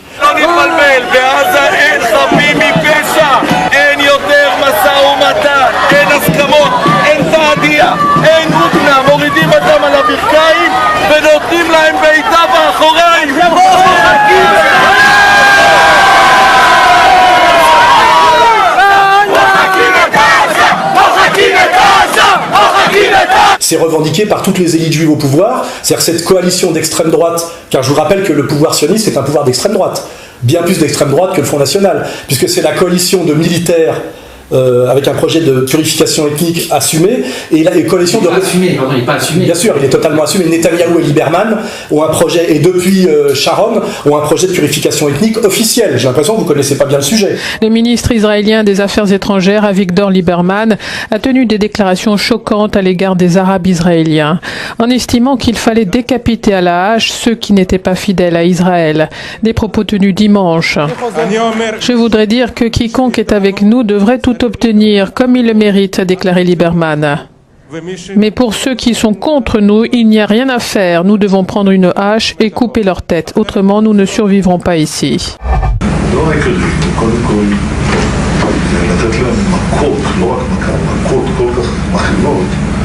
שהמחיר יהיה כבד מנשוא, כרגע המחיר לא כבד מנשוא, התקפה רבת היקף על הרשות הפלסטינית. אבל אז השוק מהעולם יגיד מה אתם כובשים? אתה לא מפחד מהעולם, ביבי. במיוחד היום עם אמריקה, אני יודע מה זה אמריקה. אמריקה זה דבר שאפשר להזיז אותו בקלות, להזיז לכיוון הנכון. Donc, on a bien aujourd'hui au pouvoir en Israël une coalition de religieux extrémistes et racistes et une coalition de militaires d'extrême droite. Or, aujourd'hui, le CRIF et les gens qui m'attaquent se réclament tous d'Israël, et pas d'un Israël d'opposition, de l'Israël de Netanyahou. Les gens qui m'attaquent en même temps que me traiter de raciste et d'antisémite sont eux des racialistes et des gens d'extrême droite. Ça devrait peut-être vous poser des problèmes de réaliser aujourd'hui que les gens qui ont en charge ce qu'on appelle l'antiracisme institutionnel en France sont non seulement des racistes, mais les seuls racistes de France. Parce que personne ne se positionne racialement. Les musulmans, c'est une religion prosélyte qui n'est pas raciale. Moi, en tant que patriote même, qui peut me sentir parfois proche du Front National, c'est un nationalisme non racial, c'est un patriotisme d'adhésion. Je veux dire, finalement, les seuls racialistes aujourd'hui et les seuls racistes sont la communauté juive organisée. C'est objectif. Donc comment se dit-il ? Vous pouvez pas dire c'est objectif. Je le dis, et je le dis devant votre caméra, bien sûr, oui. Ils se définissent racialement par le sang et par Dieu. Donc ce sont des religieux et des raciaux. Et ils ont non seulement le pouvoir sur la France, c'est évident, le CRIF a le pouvoir sur la France, bien sûr. Le Premier ministre français qui s'appelle Monsieur Valls a, comment dirais-je, fait allégeance totalement, effectivement, au CRIF et à Monsieur Kuckerman. Je le redis ce soir, avec toujours la même émotion, toujours la même envie, la même sincérité. Sans les Juifs de France, la France ne serait plus la France. La République se tient à vos côtés. Il dit les choses de manière particulièrement claire. Il a dit, je vous l'ai dit, l'antisionisme c'est de l'antisémitisme. Il a dit, la France sans les Juifs, ça n'est pas la France. Et dans les actes, il le montre également. On n'a qu'à voir comment ça s'est passé au moment de l'affaire Charlie, comment il est allé suivre M. Netanyahou à la grande synagogue de la rue des Victoires. Tout ça ne vous a pas choqué? Pas du tout, non. C'est vous qui avez un problème avec la démocratie, les idées de gauche, l'antiracisme, etc. C'est pas moi. En fait, moi, j'ai pas bougé de mes positions, finalement, de l'extrême gauche des années 70, et vous êtes entièrement soumis pour continuer à manger à cette idéologie d'extrême droite qui, aujourd'hui, a pris le pouvoir en France, qui s'appelle la dictature sur la France de la communauté juive organisée. J'y peux rien. Donc, je suis un relais de la communauté juive organisée. Bien sûr, c'est une évidence, oui. Oui, bien sûr, c'est une évidence. Bien sûr. Sinon, vous ne seriez pas là. Vous êtes le premier à me la faire, celle-là. Non, je suis pas le premier, vous verrez vous verrez quand on mettra la vidéo sur internet que ça viendra comme commentaire. Bon, oui, de toute façon, ça viendra, oui, mais ça, c'est pas... Juste quand même, pardon, j'ai pris certaines de vos déclarations, mais il y en a qui me font assez rigoler, quoi. Vous voyez, donc si elles vous font rigoler, ça prouve bien qu'elles sont drôles. Non, enfin, je rigole au second degré, parce que je trouve ça tellement indigne d'un intellectuel comme vous, enfin, l'intellectuel que vous affirmez être. Quand vous dites, lors d'une interview, en parlant de votre échec ou du boycott dont vous avez fait l'objet, selon vous, dans le monde du spectacle, du cinéma, etc., vous dites « j'ai été massacré par les deux qui tiennent ce milieu, les PD et les Juifs ». Alors, quiconque travaille dans le cinéma sait que les deux lobbies... je voulais que je réponde ou pas? Oui, quiconque travaille dans le cinéma sait qu'il y a deux lobbies puissants dans le cinéma, le lobby juif et le lobby homosexuel. Vous prenez Dominique Besnard à table et vous lui dites « bon, Dominique, maintenant que tu es bien au cinéma, on va s'amuser à en parler comme ça ». Dans n'importe quel dîner mondain pour rigoler, tout le monde le reconnaît, tout le monde, je dis bien tout le monde. Alors comment un homme comme vous, qui n'a plus rien à prouver, a-t-il accepté de tourner dans un court-métrage gratuitement? Quelquefois, on se trompe. Je suis tombé dans des catastrophes, quelquefois. Ils étaient tous pédés, je peux pas. Ici, tout va bien, ce n'est pas une catastrophe par rapport à ce truc. Et je viens de ce milieu-là, donc effectivement, il y a le puissant lobby gay et le puissant lobby juif. Et le premier qui m'a dit ça, c'est Jean Edernalier, dès les années 80, il a dit « Alain, tu peux tout faire en France, mais ne t'en prends pas au tout-puissant lobby juif. Ils sont trop puissants. » Voilà, il m'avait dit ça, j'ai dit tiens, bon, je prends note. Et puis petit à petit, c'est constitué effectivement un lobby gay sur le même modèle, c'est-à-dire une minorité agissante qui se fait passer pour une minorité opprimée et qui effectivement prend des places de plus en plus par cooptation. On a des articles qui sortent là-dessus sur le réseau, par exemple Des Coins, Pépi, etc.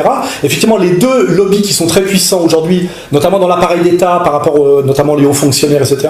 Et effectivement, il y a deux gros lobbies en France parce qu'il n'y a pas tellement de lobbies, c'est pas dans la mentalité française les lobbies, on n'est pas très lobbyiste en France. Mais c'est vrai qu'il y a deux gros lobbies aujourd'hui en France, au niveau de la haute administration, etc., etc. Il y a le lobby juif et le lobby homosexuel. Pierre Berger, Bernard-Henri Lévy, et ils travaillent ensemble d'ailleurs. Bien sûr.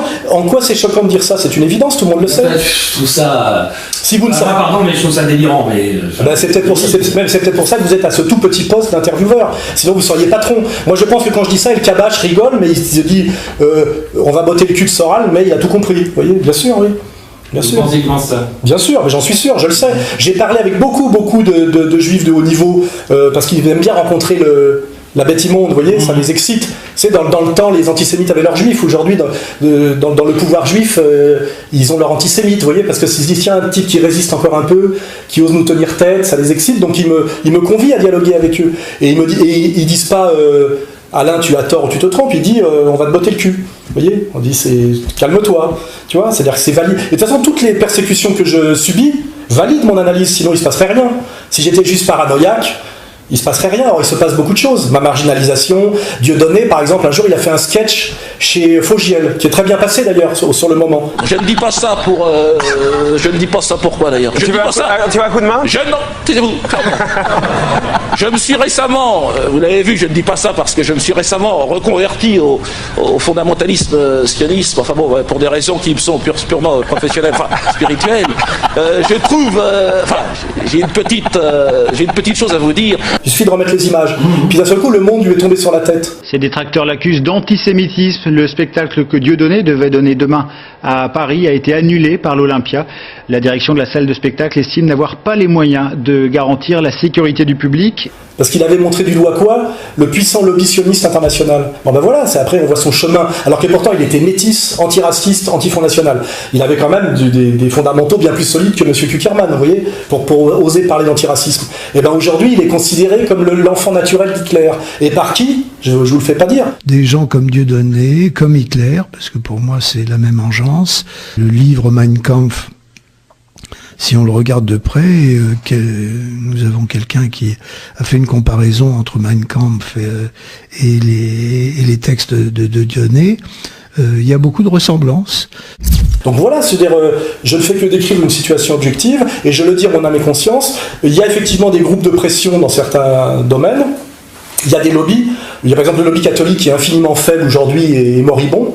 Il y a un lobby breton, par exemple à TF1, c'est vrai, il y a un lobby breton à TF1, il faut le savoir. Et il y a deux très puissants lobbies dans le monde audiovisuel, notamment et dans le cinéma, le lobby juif et le lobby homosexuel, bien sûr. C'est pour ça que je réussis pas, alors je suis ni l'un ni l'autre, je suis foutu là. Bah, vous pouvez, en léchant un peu des culs, avoir une petite carrière secondaire, comme Apathy et des mecs comme ça. Mais c'est sûr que pour vous monter vraiment très haut, ça pourrait vous aider. Alors juif, vous pouvez pas le devenir parce que c'est racial, c'est de naissance. Vous voyez, on peut pas. Mais PD, il suffit de vous faire enculer. Et au point où vous en êtes, il n'y a plus grand chose à faire. Vous voyez. Ça veut dire ça. C'est de l'humour, ça veut dire que quand on se soumet comme vous vous soumettez, faites-le jusqu'au bout et même physiquement. Mais je veux dire, on peut devenir PD. C'est pour ça d'ailleurs, je crois qu'il y a une montée de l'homosexualité en France, parce que comme les gens ont compris que la France était entièrement un pays de lobby et de puissance communautaire, il y a pas mal de gens qui se disent, bon bah juif, je peux pas l'être, je suis pas né comme ça, puisque c'est racial. Ça c'est de l'humour, là, j'ose espérer quand même. Je vous ai dit que j'étais drôle. Parce que là vous n'êtes pas sérieux quand je dis ça. Ils viennent PD pour réussir, c'est pas très sérieux. C'est ça qui expliquerait la montée de l'homosexualité. Non, mais on pourrait imaginer que ce soit une stratégie, effectivement, d'arrivisme mondain. De dire, je vais intégrer un lobby puissant. De même qu'en Sicile, en général, il vaut mieux avoir un cousin qui est membre de la mafia. Ça aide pour faire des affaires, vous voyez. Et que dans le temps, si on voulait monter un business dans la limonade, il valait mieux être auvergnat ou proche des auvergnats, vous voyez. Vous pourrez pas nier qu'il y avait un lobby auvergnat de la limonade à Paris, notamment, vous voyez. Tout ça, c'est des réalités sociologiques de terrain que tous les gens qui pratiquent le terrain connaissent. Alors évidemment, c'est pas enseigné à l'université, on va pas apprendre aux gens à comprendre comment marche le monde pour pouvoir le dominer. Mais les gens qui ont de la pratique et de la bouteille et qui discutent entre eux, j'aimerais un jour vous inviter à des dîners dans lesquels je suis invité secrètement, et vous verrez que là les gens se lâchent complètement, et ça ne parle que ce dont je parle là. Moi, la faute que je commets, c'est d'en parler dans une émission. Ouais. Normalement, on ne doit pas en parler, on doit en tenir compte, et ça doit être off the record, voilà, c'est tout. Voilà. Vous publiez souvent sur votre site, enfin vous renvoyez souvent à Faurisson des gens qui sont négationnistes, est-ce que vous... Non, négationniste, ça n'existe pas. Révisionniste. Révisionniste, pourquoi vous n'employez pas le bon mot? Parce que pour moi, il nie l'existence du génocide, donc j'appelle négationniste. Non, c'est révisionniste, ça veut dire qu'ils prétendent avoir le droit d'étudier une période historique donnée avec le recul que permet le temps qui s'est passé. Mais Robert Faurisson dit que les chambres à gaz n'ont pas existé, ça il le dit. Il le dit, mais vous savez bien qu'il y a une loi qui interdit de le dire. Hein. Oui, mais je voudrais savoir si vous croyez ou pas à la réalité du génocide des Juifs par les nazis. Ce sont deux choses différentes. Je crois à une politique raciale de l'État national socialiste allemand, et je crois à la persécution de plus en plus poussée d'ailleurs de l'État national socialiste allemand envers les Juifs. C'est une évidence. Je n'aurais pas voulu être juif entre 1933 et 1945 en Europe de l'Est. C'est une évidence. Mais qui conteste cette évidence? Je crois que le professeur Faurisson lui-même ne la conteste pas. Hein, voilà. Vous contestez l'existence des chambres à gaz, est-ce que vous la contestez? C'est un sujet qui est interdit par la loi, donc pourquoi je ne peux pas vous répondre malheureusement. C'est une réponse. C'est un sujet qui est interdit. Et moi, ce que je trouve... Si vous pensiez que ça existait, vous ne risqueriez rien et vous me diriez oui. Ce que je trouve scandaleux, c'est pas Faurisson, c'est la loi Guesso, je vous le dis honnêtement. Voilà, c'est qu'il y a une loi pour interdire à des historiens de chercher et de produire leurs analyses, et que comment dirais-je, la justice dicte l'histoire. Ça, c'est le marqueur d'une dictature. Et d'ailleurs, ça scandalise tous les historiens et tous les intellectuels juifs quand on les prend séparément. Ma position est très claire, très claire. Le Parlement n'a pas à dire l'histoire, le Parlement fait l'histoire. Il n'a pas à la dire, il n'a pas à la fixer. Les lois mémorielles que j'appelle d'ailleurs des lois compassionnelles qui sont faites pour penser des blessures, apaiser des douleurs, et je comprends ça parfaitement, mais elles n'ont pas leur place dans l'arsenal législatif. La Constitution ne le permet pas. Je le dis clairement, elle ne le permet pas. La loi Guesso, qui est cette loi qui interdit de nier, si vous voulez, l'extermination des Juifs, la solution finale, est une erreur. Parce qu'on a l'air de vouloir cacher des choses. On n'a rien à cacher. L'histoire, elle est flagrante. Elle est ce qu'elle est. Il ne faut pas empêcher les historiens de travailler. Il faut dire, moi, je suis prête à faire un débat avec n'importe qui là-dessus. Et c'est une loi mémorielle dangereuse, parce que tout ça nous amène progressivement à un état totalitaire. Voilà. C'est ça, le problème, il est là. Moi, j'estime que ma liberté de réflexion et de pensée est un garant de la démocratie française. Et j'estime que vous faites un travail qui ressemble beaucoup au commissaire politique sous Staline, vous voyez, avant 1936. C'est votre rôle objectif. Voilà. Merci. Si vous êtes si souvent attaqué en justice ou publiquement, etc., c'est parce que des gens considèrent que, de par vos propos, vos écrits, etc., assez violents, en tout cas envers la communauté, ce que vous appelez la communauté juive organisée. C'est vrai, c'est le bon terme, je suis content que vous l'employiez. Je reprends le vôtre. Vous portez une responsabilité, éventuellement, dans l'augmentation de l'antisémitisme en France. Je n'y crois pas à la montée de l'antisémitisme en France. Je crois que s'il y a une montée de l'agacement, les responsables, et les seuls responsables, sont le CRIF, la LICRA et l'Association des étudiants juifs de France. Ces gens-là, par leur arrogance et leur pouvoir illégitime et surpuissant, agacent.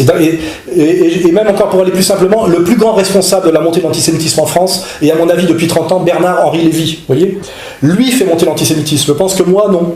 Pas du tout. Mais c'est-à-dire qu'en fait, quand il y a de l'antisémitisme, c'est toujours la faute des juifs ou de certains juifs, quoi. Très souvent, oui, bien sûr. Ah oui, d'accord.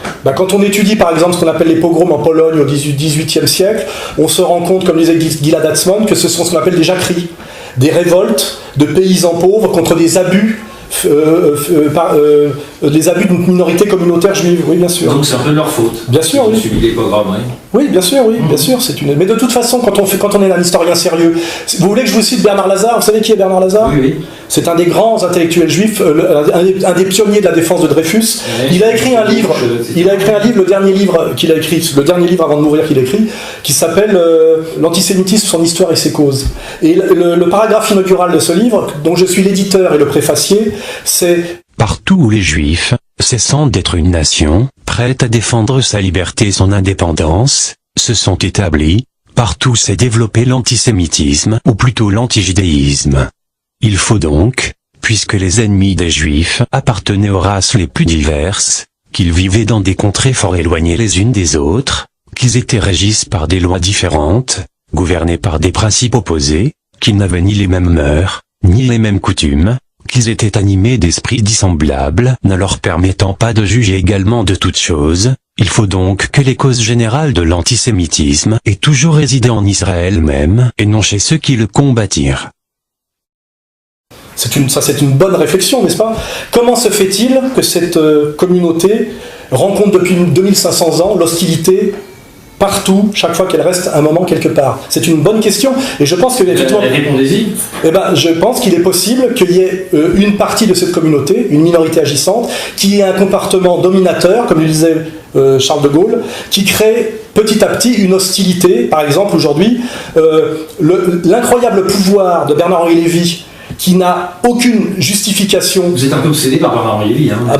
Il est un peu obsédant, oui, il est très très présent. Il se permet de déclarer une guerre en Libye qui fait qu'aujourd'hui on a des milliers de Noirs qui se noient en Méditerranée et qu'on a un énorme problème d'immigration à régler qu'on n'avait pas du temps de Kadhafi. Est-ce que ce chaos-là vous va? Vous nous dites mais bien sûr qu'il ne me va pas. Mais bien... Vous nous dites, et pourtant vous nous dites que c'est meilleur que sous Kadhafi. Je crois que si les fruits de la liberté sont amers aujourd'hui, il vaut mieux ça. Donc effectivement, c'est un gros problème, Bernard-Henri Lévy. Ça fait 30 ans ou 40 ans qu'il déclare des guerres en Yougoslavie, qu'il est de tous les mauvais combats. Ça fait 40 ans qu'il ouvre sa gueule, alors que tous les intellectuels, et je parle Derrida, Raymond Aron, c'est-à-dire des grands intellectuels, ont dit que c'était un escroc intégral. Comment se fait-il que ce type ait autant d'autorité, alors qu'en réalité, il n'est rien? À peine plus de 48 heures dans les faubourgs de Dakar, durant lesquels cet écrivain protéiforme, sans titre ni mandat, va être accueilli, tel un ministre. Je pense qu'un mec comme Bernard-Henri Lévy est un symptôme d'un pouvoir communautaire abusif, illégitime et agaçant, et qu'effectivement, s'il y a une montée d'un certain antisémitisme en France, c'est comme ça que vous l'appelez, Bernard-Henri Lévy y est pour beaucoup. Donc moi, je serais un leader de la communauté juive organisée, j'écouterais ce que dit Alain Soral, qui est un thermomètre. C'est pas parce qu'on casse le thermomètre qu'on fait baisser la température. Et je dirais à Bernard-Henri Lévy, qui est un milliardaire, qui a un riad à Marrakech, de fermer un peu sa gueule et d'aller jouir un peu de son pognon et d'arrêter d'humilier, d'insulter les Français et la France dans une période de crise économique aggravée, avec des tensions, etc., qu'il ne fait qu'aggraver. Il y a une responsabilité de certaines élites communautaires juives dans un agacement par rapport à leur trop grand pouvoir. Et je pense que s'ils étaient si intelligents qu'ils le prétendent, puisqu'ils prétendent être très intelligents, ils devraient écouter ce que je dis et faire évoluer un peu leur stratégie. Je pense que mettre des heures de Shoah de plus chaque semaine à la télévision, ce n'est pas la solution. Quand un médicament ne marche plus, on en change, on ne demande pas les doses. Il n'y a pas des heures de Shoah toutes les Il y a Shoah matin, midi et soir à la télé, tout le temps. On comprend la difficulté pour les acteurs de l'époque, pour les contemporains, de comprendre la nature de ce génocide qui a été perpétré par les nazis. Dans le camp de concentration alsacien du Struthof exerçait le sinistre docteur Auguste Hirt. Sur ces tables, il pratiquait des expériences sur les dépouilles de juifs gazés.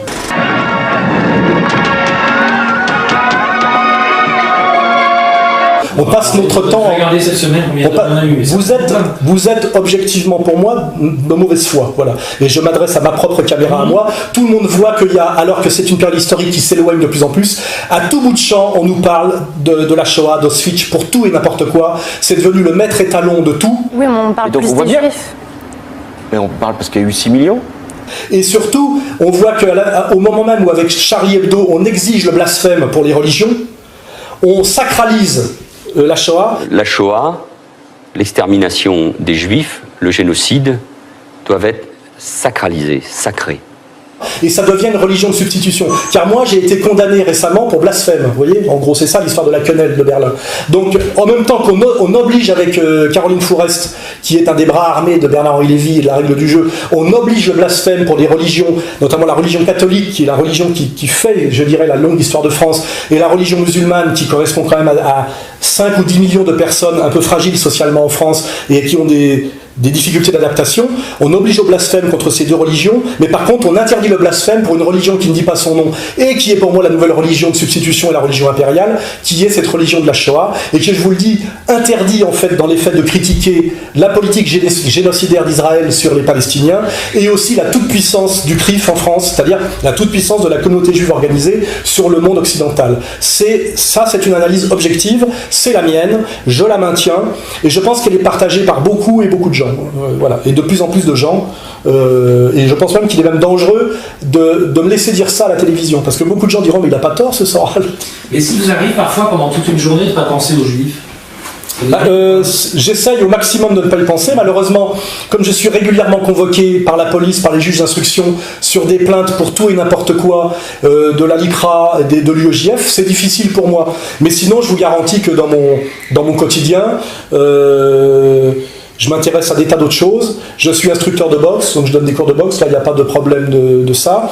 Je suis un passionné de jazz, vous voyez. Bon, ça c'est autre chose. Je suis en train de me mettre à la permaculture, c'est-à-dire que là, on est dans la culture saine, vous voyez, de l'agriculture. Donc j'ai des tas de sujets. Mais vous pouvez pas me reprocher d'un sujet alors que de parler d'un sujet alors que vous êtes venu pour ça et que pour ça. Non, je suis venu pour ça, mais je constate que, en dehors de cette interview, mais dans toutes vos vidéos, enfin c'est tout à fait constant. Vous semblez être particulièrement obsédé par les Juifs et le pouvoir. Non, je pense aujourd'hui que c'est un gros problème, cette toute puissance du lobby sioniste sur la France. C'est un des problèmes majeurs que rencontre la France aujourd'hui par rapport à son indépendance, à la paix civile, etc. Je me suis attaqué à une certaine époque aux mensonges féministes. Déjà, moi je fais une remarque parce qu'il faudrait surtout pas poser le débat genre homme opposé aux femmes. Non, je fais une première remarque, c'est que je dis opposé aux. L'origine, c'est le couple, il faut que les hommes et les femmes soient ensemble pour que l'humanité soit. Donc déjà cette distinction est très abstraite. Hein.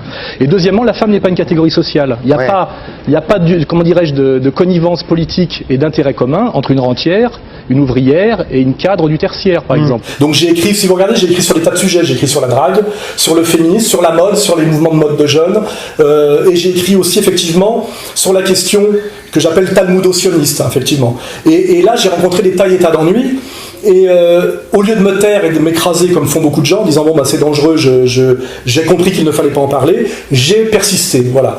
Mais c'est comme si vous disiez que Dieudonné est comment dirais-je, obsédé par les Juifs. Non, c'est les Juifs qui sont obsédés par Dieudonné, et pas les Juifs, des Juifs. C'est le CRIF qui est obsédé par Dieudonné. Dieudonné fait de l'humour sur des tas de sujets. Au niveau de l'âge de l'enfant, J'ai tous les âges. Il suffit, vous me dites, je note, c'est tout. 1 an, 1 mois, 1 semaine, 1 minute, 1 minute. Je peux même vous vendre les fœtus. Je suis le seul à faire ça en Afrique. Vivant, bien sûr, vivant. Fœtus vivant, 7 mois, oui, non, moins. 3 mois, c'est un peu mou, il faut attendre quand même. Les fœtus 3 mois là, les haricots là, qui n'ont pas les pattes, lui ne tient pas longtemps dehors. Il se moque des Noirs, des Blancs, des catholiques, il l'a d'ailleurs toujours fait, il n'a jamais été très tendre pour le français de base. Puis alors qu'est-ce que c'est Schlagnoc, le négro qui pétoche? Oh, c'est pas possible, toi on fait comme ça. Mais moi je peux t'en parler, je m'occupais de sa loge, les gars. Mais c'est dans leur race, c'est pas vrai. Qui dégage, c'est un gaz mortel. Hein, moi j'étais dans sa loge, non mais c'est terrible, hein, tu sais, cette pique, tu comprends pas, t'es la merde. Les seuls qui se sont acharnés contre lui, c'est la communauté juive organisée. Et idem pour moi. En réalité, je suis victime de l'acharnement de la communauté juive organisée contre moi. Et pourquoi? Pour insoumission. Voilà. Alors c'est dialectique, c'est qu'en même temps, cet acharnement, comment dirais-je, met en avant mon insoumission, et cet acharnement prouve que mon insoumission a quelque chose je dirais de valable et de valide politiquement. Il y a beaucoup de gens en France qui me trouvent une dimension héroïque. Et je vous le dis, y compris pas mal de juifs, faut pas croire. Hein. J'ai beaucoup de lettres de soutien de juifs, mais je ne m'en sers pas trop parce que je trouve que c'est un procédé qui m'embête un peu. Mais maintenant, au tribunal, effectivement, de plus en plus, je fais témoigner des juifs du quotidien qui me soutiennent. Ben, c'était pour défendre Alain Soral. Il m'a cité comme témoin de la défense. Et évidemment, donc j'ai accepté avec grand plaisir. De toute façon, même la justice française, elle est infiltrée par le lobby juif. Et moi, je connais beaucoup de juifs intelligents ou de bon sens, je vous en présenterai si ça vous amuse, et qui disent Soral, tu as raison, tu es courageux, effectivement il faut mener ce combat, c'est inquiétant parce qu'effectivement en dernière instance ça se retournera contre nous. Et ça c'est vrai que je suis d'accord avec vous, en dernière instance il est possible, et c'est ça d'ailleurs qui est triste, que ce trop grand pouvoir de la communauté juive organisée finisse par se retourner contre les juifs du quotidien.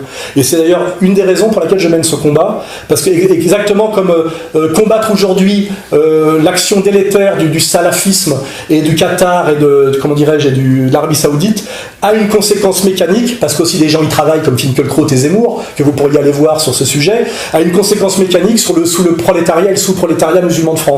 Ça, je trouve ça dégueulasse. En réalité, les gens qui sont en danger aujourd'hui, en France, ce ne sont pas les juifs, c'est une évidence, hein. Ils ont largement les moyens de se protéger à tous les niveaux. Ce sont plutôt le prolétariat et le sous-prolétariat musulman, qui est très fragile et fragilisé aujourd'hui, et encore plus depuis Charlie, et aussi le petit peuple gaulois de base, qui est un peu maltraité, humilié, insulté, en tant que raciste, colonialiste, même patriote, depuis des décennies. J'ai beaucoup de compassion pour le petit peuple français et pour le prolétariat et le sous-prolétariat maghrébin musulman. Et c'est ça qui m'inquiète. Je n'ai aucune peur dans l'immédiat et même dans les années à venir pour la toute-puissante communauté juive organisée qui a largement les moyens de faire régner sa loi en France et de protéger ses ressortissants.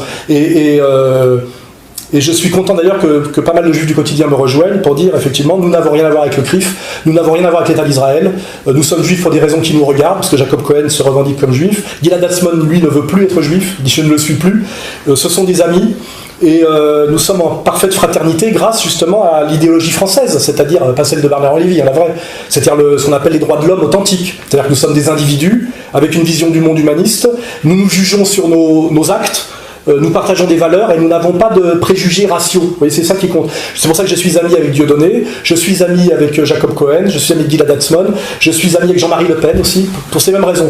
Je juge des individus en fonction de leurs actes. Comment ? Vous êtes toujours ami avec Bien sûr, oui. Ça a dû vous réjouir, c'est au passage, mais ça a dû vous réjouir qu'il se brouille avec sa fille. Ça a validé mes analyses, puisque j'avais sorti un texte en 2009 qui s'appelait Marine m'a tué, où j'annonçais tout ce qui va arriver. Voilà. Je vous signale que mon association s'appelle Égalité et Réconciliation, et pour les gens que j'invite à aller voir le site, vous verrez que c'est très syncrétique et réconciliateur. Il y a des gens qui viennent de tous les horizons et qui rappellent effectivement la nécessité de la fraternité française, etc.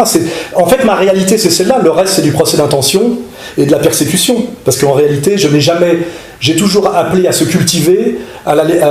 Jamais aucun acte de violence n'a été commis en mon nom. Au contraire, j'ai beaucoup aidé des jeunes des cités à se tourner vers les études. Je dis que les 3 monothéismes bien compris doivent se tendre la main. Je publie des auteurs qui le disent, comme Sheikh Imran Hossein, c'est-à-dire les juifs authentiques, les musulmans authentiques et les chrétiens authentiques doivent fraterniser aujourd'hui pour empêcher cette montée des tensions. C'est mon discours, il est officiel, il est partout dans mes écrits, dans mes vidéos.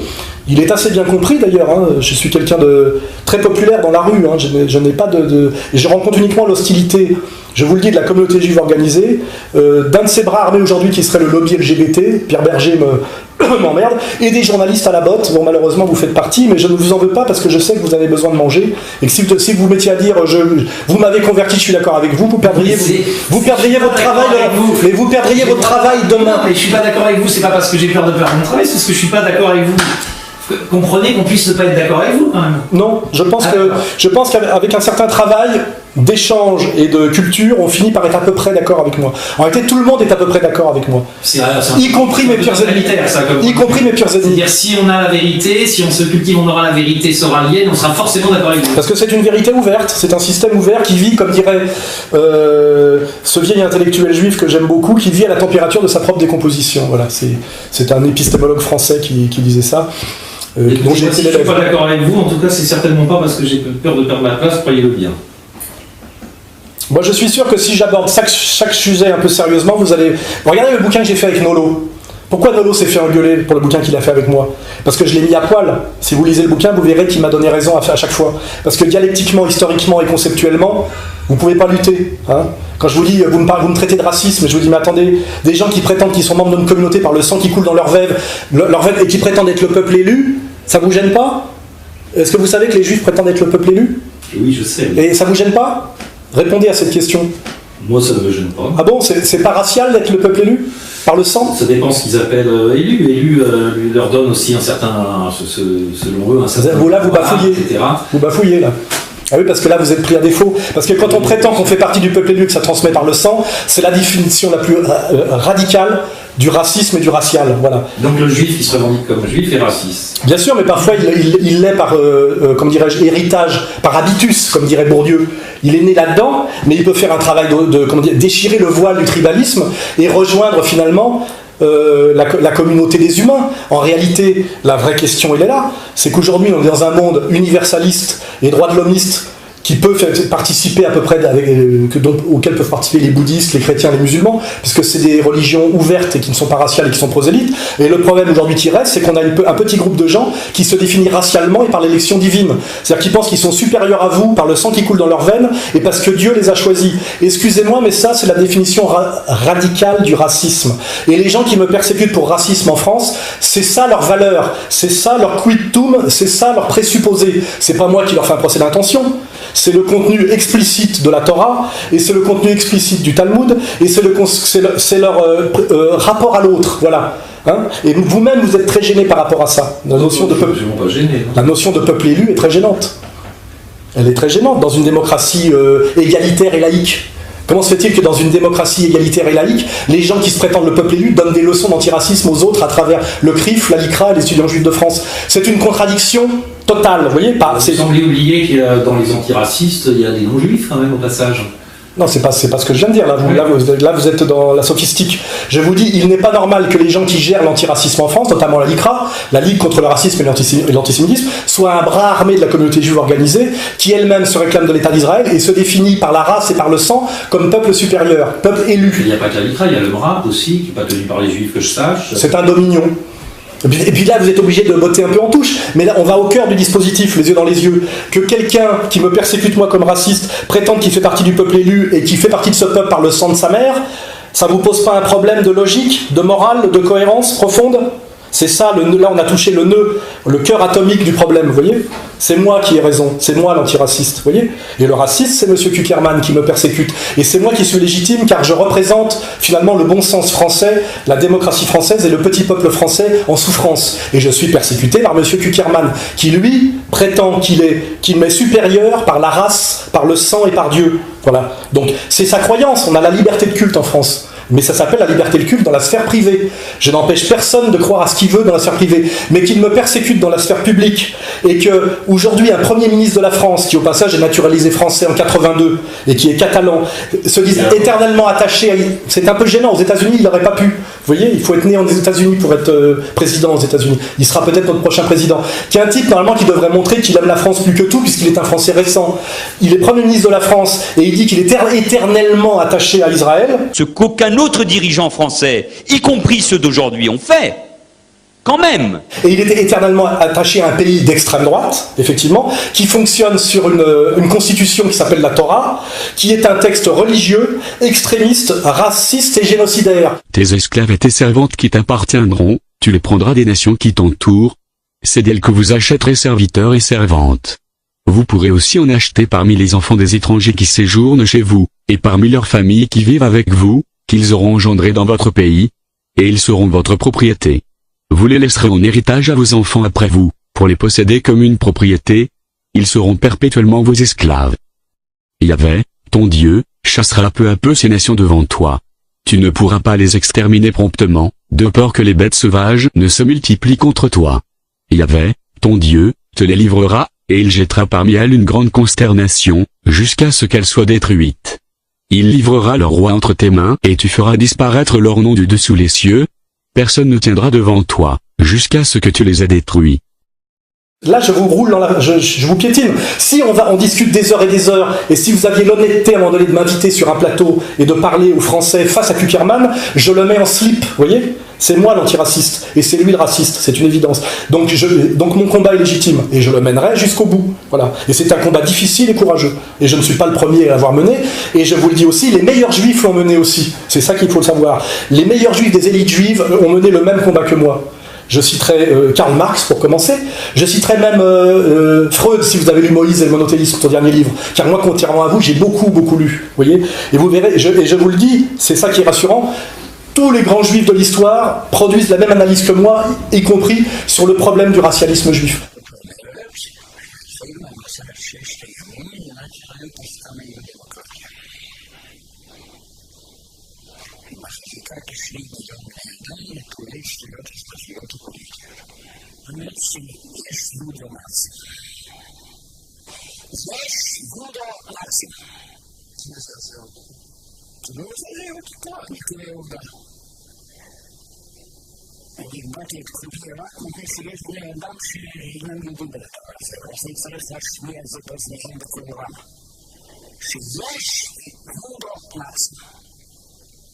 Leibowitz, le plus grand penseur juif israélien, Leibowitz, il parle de judéo-nazisme. C'est-à-dire que moi, en fait, j'ai des ennuis parce que je dis ça en tant que goy, voilà.